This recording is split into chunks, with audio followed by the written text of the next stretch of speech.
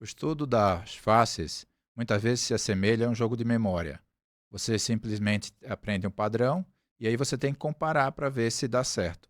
Mas na verdade, isso é feito de uma forma completamente superficial e rasa. Tem uma técnica específica que nós vamos discutir hoje. Então, faces é o rosto diz mais que palavras. Então, observe, suspeite e diagnostique. Olá, pessoal. Meu nome é Hilton Mariano, sou professor em Semiologia Médica e Neurologia, PhD em Medicina. Nós vamos discutir na média aprimoramento o estudo das faces, que é feito de uma forma muito superficial, muitas vezes rasa, mas nós vamos apresentar as técnicas e a utilidade dessa arte que muitas vezes é perdida. E está dentro do contexto da semiologia médica, principalmente no aspecto da inspeção. No dia a dia, o que nós vemos são padrões, que como são apresentados nos livros, porém não é discutido uma técnica, uma sequência estruturada para que você comece a avaliar as faces. A avaliação das faces está dentro do espectro da inspeção, que é uma das 4 artes da semiologia, umas 4 ferramentas que nós utilizamos. A inspeção da semiologia é uma das artes mais antigas, as técnicas mais antigas. Os primórdios da medicina, os médicos se esmeravam, gastavam bastante tempo na inspeção. E dentro do contexto da inspeção, das estruturas a serem inspecionadas, o rosto, as faces, a expressão facial era extremamente importante. Isso é clássico, porém extremamente atual, porque no âmbito da telemedicina, as faces continuam sendo bastante úteis. A inspeção ainda é extremamente importante, ao contrário de outras técnicas da semiologia clássica. Ectoscopia, somatoscopia é essa observação. É o primeiro diagnóstico antes de qualquer toque no paciente. E o que é? É o resultado da observação.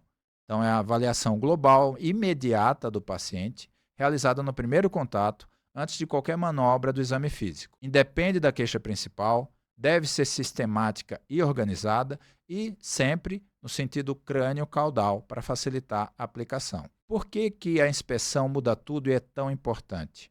Ao olhar o paciente, você não faz apenas uma análise, você faz 2 ao mesmo tempo.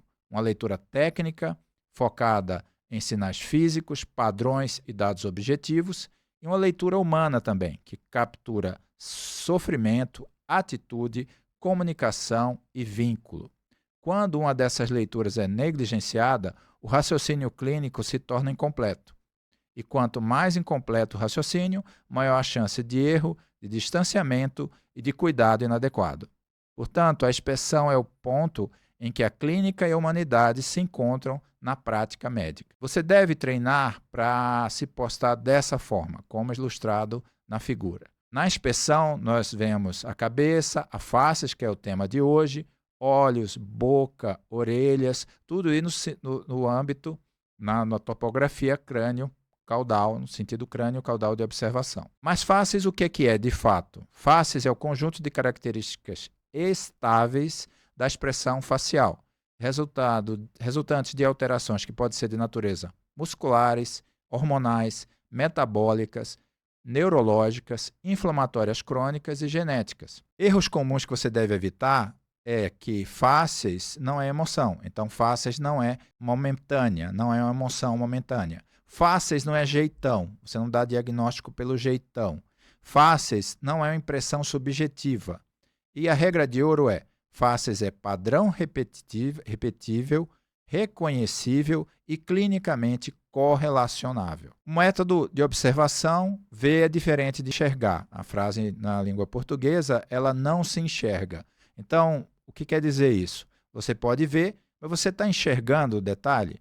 Você está enxergando aquele ponto que vai ser crucial na elaboração da sua hipótese diagnóstica? A nossa sequência, a nossa receita de bolo é que você procure olhar sempre nessa mesma ordem. Primeiro, você vai ver o contorno facial. Logo depois, você vai analisar a abertura papel-brau. Estão simétricas ou não, a simetria facial, que é muito importante, o tônus muscular, que você infere através do estado de musculatura na inspeção, a pele, cor, espessura, brilho, a expressividade, mobilidade E tudo isso cria um método estruturado, que é uma memória visual estruturada e não decoreba. Nós temos dois tipos de faces. Uma face normal ou atípica, que é a expressão individual que não sugere qualquer doença, e a face anormal ou típica. Típica de quê? De alguma situação clínica, de alguma moléstia, de alguma doença, que é a expressão individual que sugere um adoecimento. Algumas vezes, não uma doença específica, mas sim gera uma ou mais hipóteses diagnósticas. Se você voltar àquela imagem da medicina clássica, você vai entender que as faces foram descritas inicialmente para uma doença, que na época era mais característica, porém, com o avançar, com o tempo, com o amadurecimento dos conceitos, uma face, na verdade, pode sugerir uma ou duas hipóteses diagnósticas. E é isso que nós vamos discutir. A face normal ou atípica, do mesmo modo que a gente fala de marcha atípica, é a expressão individual que não sugere qualquer doença. E é resultado da imensa riqueza biológica que nós temos ao longo do globo, com as múltiplas populações e suas características faciais determinadas. Como esse paciente à esquerda, essa pessoa à esquerda, na verdade, ele tem uma face atípica ou normal. Você vê o contorno, você vê a abertura ocular, você vê a pele, nada que lhe chame a atenção. Mas essa pessoa vai passar por um processo de adoecimento, que vai se expressar com mudanças na sua face. E ele passa de uma face atípica ou normal para uma face típica. E que características são nítidas? Um espessamento dos ossos frontais, arcada supraciliar proeminente, um aumento do nariz, lábios grossos, esse afastamento dos dentes, que tecnicamente se chama diastema, o prognatismo, a elevação da mandíbula, o aumento da mandíbula, e essa face típica é típica de uma condição, que é a acromegalia. Então, a face acromegálica era caracterizada justamente por isso, esse aumento do tamanho do nariz, dos lábios, o prognatismo, que é esse avanço do queixo, né, da mandíbula, a proeminência dos maxilares, a acentuação dos sulcos nasolabiais, além disso, o diastema, que é a separação dos dentes. Isso pode acontecer tanto na acromegalia quanto no gigantismo. Qual é a diferença? No gigantismo, a exposição ao hormônio do crescimento ocorre antes do fechamento das epífises. Então, a criança ela pode ficar gigante, daí o gigantismo. Quando a exposição ao hormônio do crescimento é feita após o fechamento das epífises, então nós temos a acromegalia.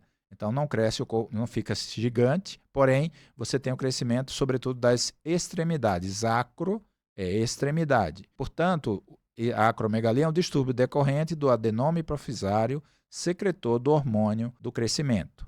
Além da face, os dedos também que têm um aspecto interessante, característico. Então, a face alongada e alargada, o prognatismo, que é o queixo para frente, os dentes, nariz e orelhas alargados, a pele espessada, a língua hipertrofiada, que muitas vezes assume um aspecto de macroglossia, ou seja, uma língua que tem um tamanho desproporcionalmente maior, os dentes que se separam por crescimento da mandíbula, o diastema, os dedos em salsicha, que nesse caso da acromegalia não são alongados. Na verdade, eles têm um aumento do diâmetro. Eles são espessos. A voz rouca e arrastada pelo edema da região laríngea. Como exemplo, nós temos as características clássicas da face acromegálica, como citamos anteriormente, nariz, a proeminência da mandíbula, e aqui destacando a macroglossia, que é um aspecto bem interessante.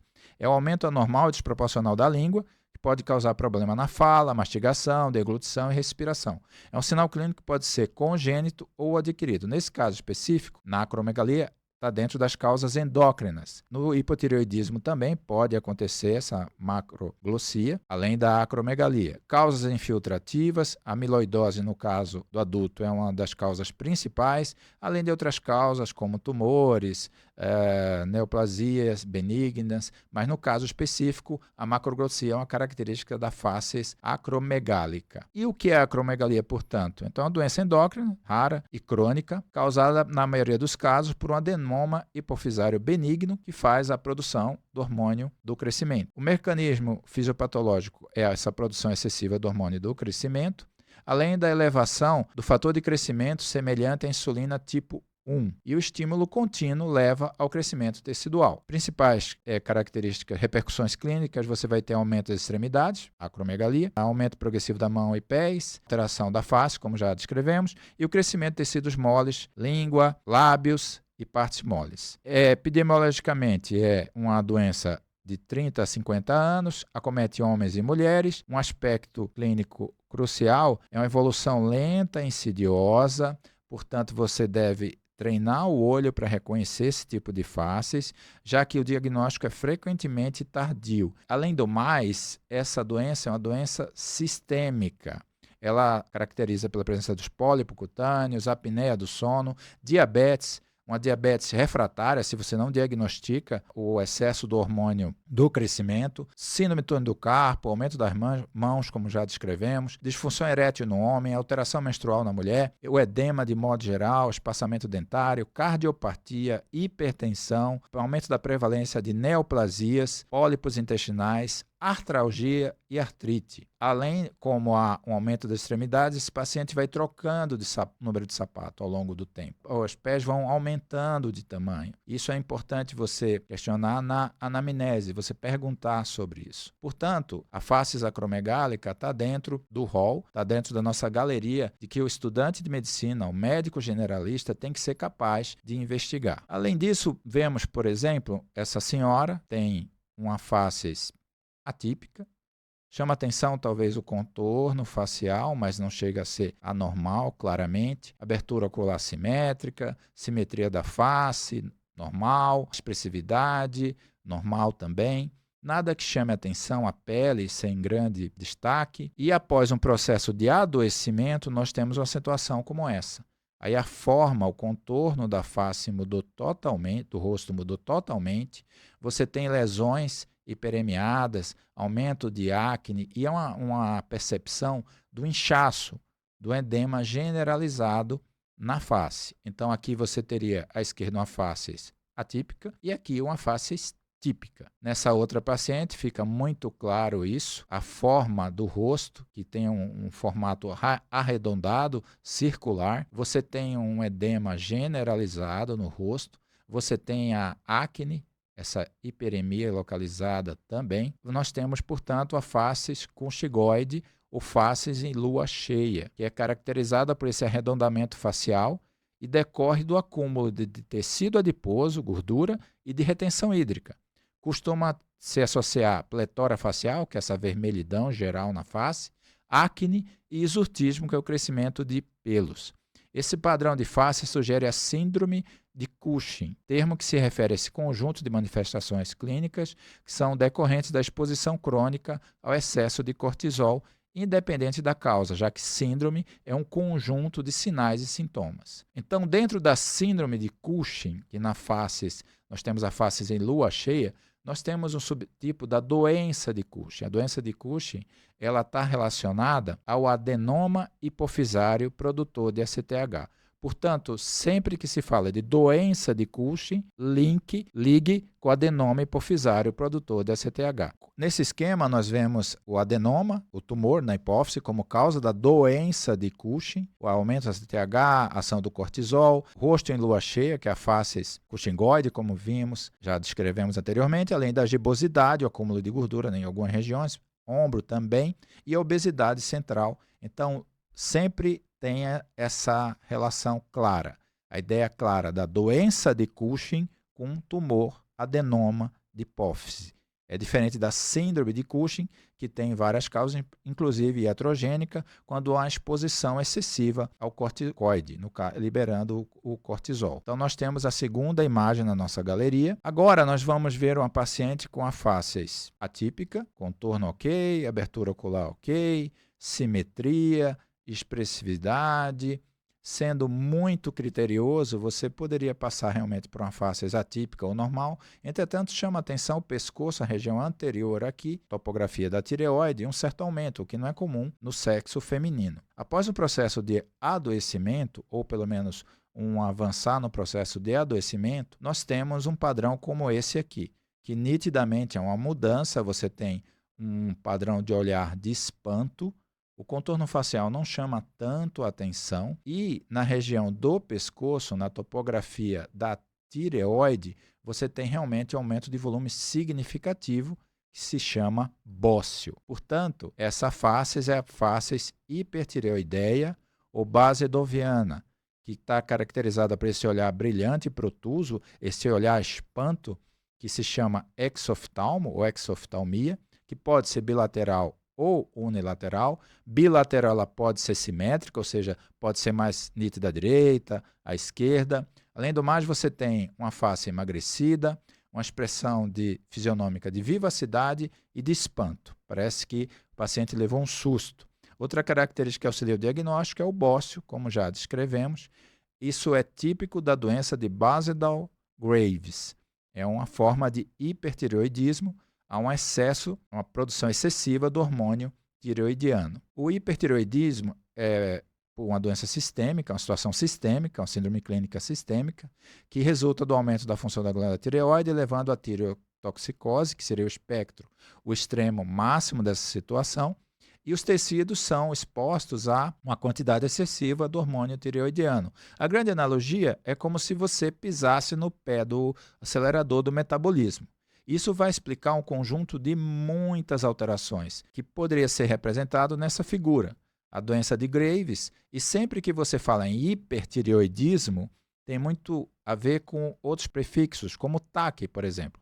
Taquipsiquismo, a taquicardia, a sudorese excessiva, a diaforese, há uma intolerância ao calor, a imunoglobulina IgG, porque a doença de Graves é uma doença autoimune, há tremores, hipercinesia, hiperdefecação, a taquicardia, a arritmia e a fibrilação atrial é muito prevalente nesse grupo de pacientes. Pense em fibrilação atrial, porque é uma arritmia importante, porque ela leva êmbolos, sendo causa frequente de acidente vascular cerebral, por exemplo. A hipertensão arterial e uma hiperreflexia profunda quando você faz a semiologia pesquisando com martelo de reflexos. O que é clássico da síndrome de doença de Graves, de Basedal-Graves, é o bócio difuso, como nós já mostramos, o hipertireoidismo levando a todas aquelas consequências e a oftalmopatia que caracteriza a face da doença de Graves. 5% dos pacientes também apresentam uma situação que se chama mixedema pré-tibial, que a gente vai citar por um motivo específico, que vamos discutir mais na frente. Então, esse seria o mixedema pré-tibial. E voltando a fásceis, você tem uma situação de avanço da órbita, que se chama proptose de modo geral, mas na situação específica da doença de Graves, nós chamamos de exoftalmia ou exoftalmo. Nesse caso, é muito fácil você avaliar, você imaginar isso numa situação como essa paciente, tem uma grande retração de pálpebra, uma projeção do globo ocular para frente muito nítida, uma cara, uma face de espanto é extremamente fácil de identificar.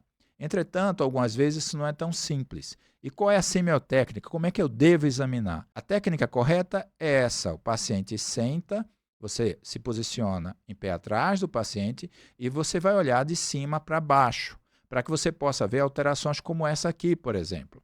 Você percebe que existe uma diferença entre um lado e o outro, que muitas vezes o olhar frontal, só olhando a face do paciente, de frente, você não perceberia. Aí, no caso, você tem uma protose, você tem um aumento, um avanço do globo ocular à direita nessa paciente, o que sugere, dentro do contexto da doença de Graves, a exoftalmia. A exoftalmia ela é rica em vários sinais, e isso é muitas vezes cobrado em provas de residência médica, e agora com o ENAMED, ou eventualmente uma futura prova de ordem médica, isso com certeza é uma boa dica você estar ligado, porque pode gerar várias questões. Novamente aqui a face com olhar espantado, isso há uma retação da pálpebra primária, esse sinal, o sinal de Koch, que é esse aspecto assustado, espantado, o fenômeno de lead lag, que nós vamos apresentar daqui a pouco. Além do mais, tem o sinal de Rosenbach, que é o tremor quando a pálpebra está fechada, um tremor excessivo. O lead lag consiste no seguinte: avalia o paciente, você pede para ele olhar para cima, o globo ocular vai, a pálpebra também, e quando ele retorna à posição normal, a posição do olhar em repouso, em posição central, a pálpebra vem. No caso da situação da doença de Graves, quando você tem oftalmopatia, o globo ocular sobe, a pálpebra vai, o globo ocular volta, porém há um atraso.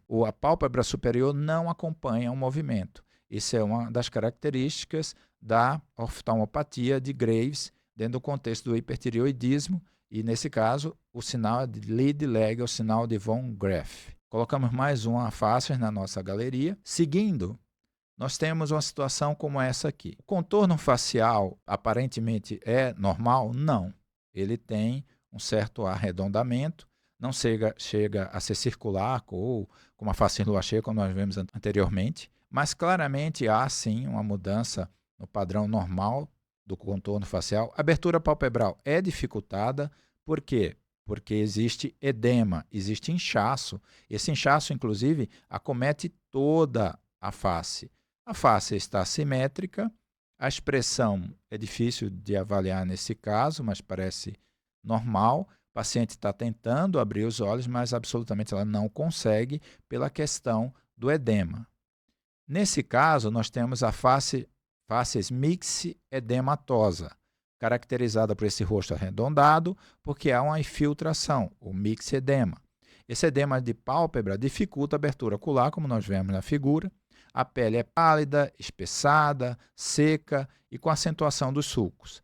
Há edema periorbitário, nariz e lábios grossos. Esse tipo de faces indica hipotireoidismo, um distúrbio decorrente da diminuição da síntese dos hormônios tireoidianos. Ao passo que o hipertireoidismo seria o acelerar o metabolismo, o hipotireoidismo seria um desacelerar, uma freada aí no metabolismo. E por que a gente falou antes do mixedema pré-tibial? Porque o mixedema pré-tibial ele acontece no hipertireoidismo e a face mixedematosa no hipotireoidismo. Isso já foi cobrado em prova, é uma casca de banana, uma pegadinha. Se você vai desavisadamente, você vai errar. Então, desacelerando o metabolismo, o que a gente tem? Que repercussões nós teríamos, né? Uma menor ação dos hormônios tireoidianos, e a principal causa é a produção e liberação de hormônios pela glândula tireoide de forma permanente ou transitória. Você tem uma redução disso. E com isso, você tem uma grande repercussão no corpo. Fadiga, ganho de peso, tudo que a gente falou de hiper, que tem a ver com TAC e muito, a gente vai ter o contrário no hipo. Então, TAC psiquismo no hiper, bradipsiquismo no hipo, pele seca, redução da memória, ganho de peso, uma intolerância ao frio, o mixedema, como já apresentamos, aumento da língua, que além da acromegalia pode acontecer também no hipotireoidismo, perda de cabelo, o afinamento terço externo da sobrancelha, que até a gente vai destacar isso posteriormente, a constipação, ou seja, o intestino está mais lento, os reflexos profundos são mais lentos também. Então, de modo geral, existe uma lentificação. Só que tem um detalhe que é muito importante, que também já foi cobrado em prova. Hipertensão. A hipertensão ela acontece tanto no hipertireoidismo quanto no hipotireoidismo, com mecanismos peculiares distintos, mas a hipertensão não serve para você separar hipertireoidismo de hipotireoidismo. Novamente, isso já foi cobrado em prova. O enunciado seria o seguinte: qual das características abaixo ajuda a diferenciar clinicamente o hipertireoidismo do hipotireoidismo? E tinha lá nas alternativas a hipertensão. Então, quando você vai, novamente, sem um preparo adequado, você pode errar, porque você vai achar que só o hipertireoidismo dá hipertensão, mas isso não é verdadeiro. A hipertensão é comum às duas situações. Então, na faces, a gente tem a face mixedematosa, essa infiltração, a pele é pálida, como já dissemos, um edema palpebral e costuma haver uma situação interessante, que é uma perda ou escassez dos cílios no terço mais distal, no terço externo. Isso se chama madarose. Madarose é a perda parcial ou total dos pelos, especialmente dos cílios ou sobrancelhas. A madarose acontece em algumas outras situações clínicas, porém no hipotireoidismo, classicamente é uma perda parte mais distal do terço lateral das sobrancelhas, como estamos vendo nessa paciente e nessa paciente também. O terço externo ele é diminuído, há uma escassez de pelos em relação ao restante da sobrancelha. E como na medicina se gosta muito de epônimos e sinais que caem em prova, isso é chamado sinal de Hertog ou sinal de Queen-Anne. Então, isso bem classicamente associado a faces mixedematosa. E agora, qual a importância disso para você, estudante, na prática? Isso já foi cobrado em prova de residência médica. Então, vamos ver essa questão de residência médica do SUS de São Paulo. Considere a paciente aqui retratada, ver a imagem, portanto, você tem que saber a face. Se não souber identificar a face, você não vai para frente. Você não consegue, a não ser por chute. Trata-se de uma mulher cronicamente doente, com tratamento irregular. Os dados abaixo, mais prováveis de serem encontrados em sua evolução clínica são, portanto, o que nós temos, uma paciente com um rosto arredondado, edema generalizado, uma diminuição da fenda palpebral por esse edema, o que sugere fortemente uma facies mixedematosa. O diagnóstico de hipertireoidismo, ele é uma boa aposta. Aí das alternativas abaixo, ele coloca os mais prováveis de serem encontrados. A gente não vai discutir essa questão especificamente, mas pelo raciocínio clínico já dá para você eliminar nessa altura do campeonato algumas alternativas. Por exemplo, pulso de 120, taquicardia. Taquicardia está relacionado ao hipertireoidismo, inclusive com ocorrência de arritmia, fibrilação atrial, etc. Então, essa letra B não é a resposta à questão. Uma outra que dá para eliminar também, reflexos profundos exaltados. Não, no hipotireoidismo, nós temos reflexos profundos diminuídos ou lentificados. Portanto, se você quiser resolver essa questão, deixa nos comentários, deixa o seu palpite e nós podemos passar o gabarito depois. Mas é importante entender que, numa prova de residência, o que era cobrado, o que você só podia avançar para acertar a questão, é a identificação dessa face. E nossa galeria vai aumentando cada vez mais. Agora, vemos uma paciente jovem com caracteristicamente contorno facial preservado, abertura ocular ok, mas salta aos olhos, chama muita atenção esse padrão desse eritema. Eritema na região malar, pouco aqui na região frontal, esse respeito a sulco nasolabial. Isso é uma facies típica, também chamada facies lúpica, também conhecida pela presença do eritema em asa de borboleta, o heliotropo, também chamado de rache malar. É uma manifestação cutânea clássica do lúpus eritematoso sistêmico. Você tem a vermelhidão fixa na região da maçã do rosto, na ponta do nariz, sem o poupamento dos sulcos nasolabiais. Você vê que há uma certa invasão aqui. É uma lesão tipicamente fotossensível, o que piora com a exposição solar.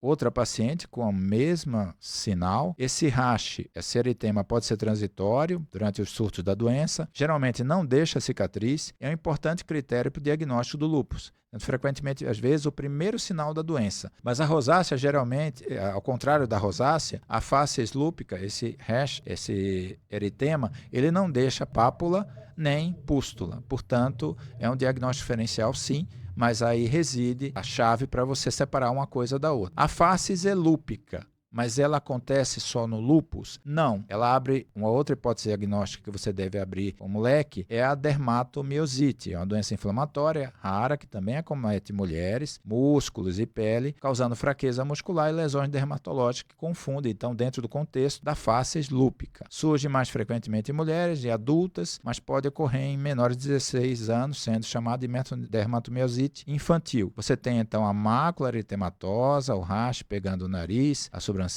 região malar, é conhecida como heliotropo, pela semelhança com a coloração violácea da flor heliotropo, hélio é sol, né? E máculas eritemo-poiquilodérmicas distribuídas nos ombros, braços, e também um aspecto importante, a exposição solar, é que dá o famoso sinal do decote ou sinal do chale, porque a parte que é exposta ao sol, ela fica mais vermelha, como a gente vê no rosto. Então, facies lúpica, lembrar de lúpus, mas lembrar também da dermatomiosite. E o coração? O coração tem alguma coisa que ajuda?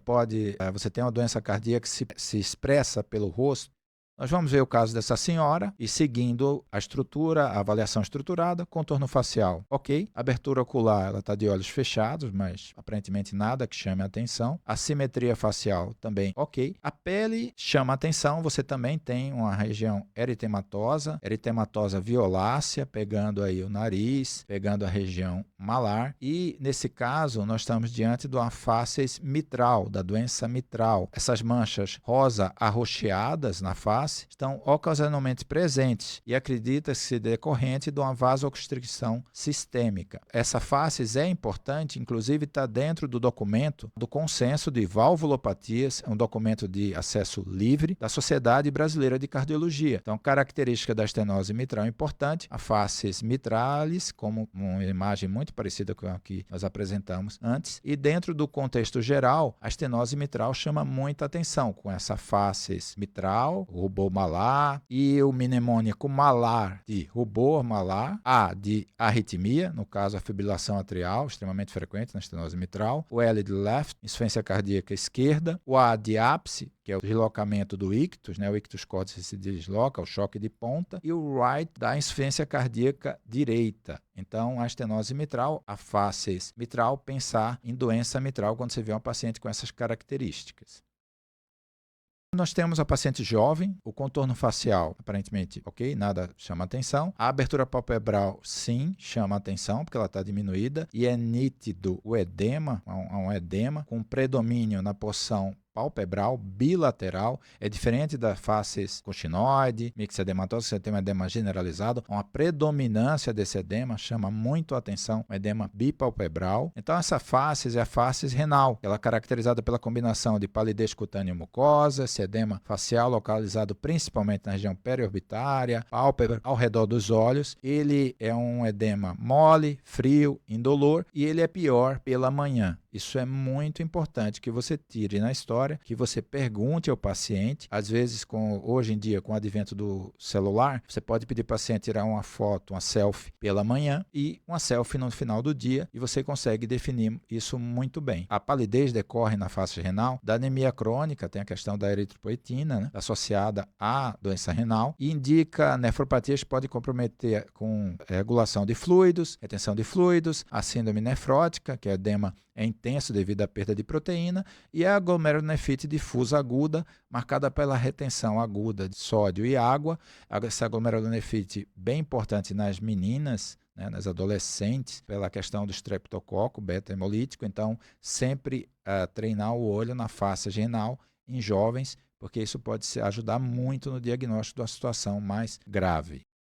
Essa jovem, ela apresenta contorno facial, ok. Já na abertura ocular, você vê uma diminuição da fenda palpebral. Seria por edema, como nós vimos anteriores? Aparentemente não, porque você tem os sulcos preservados, você pede para essa paciente abrir os olhos e é isso que ela consegue. Há um aspecto geral de cansaço, de fadiga. Essa musculatura parece ser flácida para uma paciente jovem, portanto, não é aspecto de perda de colágeno relacionado à sarcopenia da idade. Assim como nesse paciente você vê que essa dimensão da fenda palpebral pode ser assimétrica, ou seja, pode ser diferente, e nesse terceiro paciente isso é muito claro. Você pede para o paciente abrir os olhos, que o máximo que você consegue é isso. Você tem uma diminuição da fenda palpebral, como nós vimos nas imagens anteriores. Você vê que o paciente está se esforçando, porque você vê um enrugamento frontal. Essa é a facies miastênica, ou de Hutchinson. É caracterizada pela abertura incompleta das pálpebras superiores, é o que se chama ptose palpebral,